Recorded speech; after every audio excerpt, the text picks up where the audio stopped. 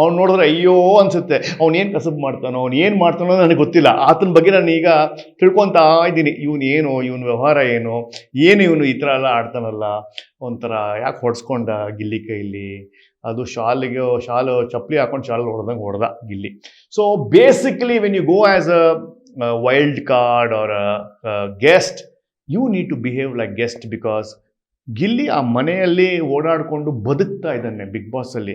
ನೀವು ಆಚೆಯಿಂದ ಬಂದು ಆ ಶೋನ ನೀವು ಹೆಚ್ಚಾಗಿ ಮಾಡಬೇಕೆ ಹೊರತು ನೀವು ಗಿಲ್ಲಿನ ತೇಜೋವಧೆ ಮಾಡೋದಾಗಲಿ ಕಮ್ಮಿ ಮಾಡೋದಾಗಲಿ, ಇದ್ದಿದ್ದ ಟಾಸ್ಕು ಬಿ ಪ್ಯಾಲೇಸ್ ಅಂತ ಒಂದು ಟಾಸ್ಕ್.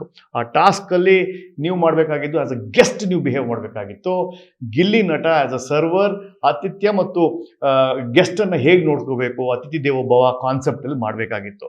ನೀವು ಯಾವಾಗ ಗೆಸ್ಟನ್ನು ಸರ್ವೆಂಟ್ ತರೋದಲ್ಲೋ ಅಥವಾ ನಿಮ್ಮ ಹೋಟೆಲ್ ಸರ್ವರನ್ನು ಸರ್ವೆಂಟ್ ಆಗೋ ನೋಡ್ಕೊಳಕ್ಕೆ ಹೋದಾಗ ಅದು ಈ ಥರದೆಲ್ಲ ಎಡವಟ್ ಆಗುತ್ತೆ. ಸೊ ಕೇವಲ ಅದು ಒಂದು ಪ್ಲೇಯನ್ನು ನೀವು ಮಿಸ್ಯೂಸ್ ಮಾಡಿದ್ದ ಈ ಉಗ್ರಂ ಮಂಜು, ರಜತ್ ಮತ್ತು ತ್ರಿವಿಕ್ರಮು ಅವರಿಗೆ ಜನ ಈಗ ನೋಡಿದ್ದಾರೆ ಹೇಗೆ ಪಾಠ ಕಲಿಸಿದ್ದಾರೆ ಈ ಗಿಲ್ಲಿ ನಟ ಅಂತ.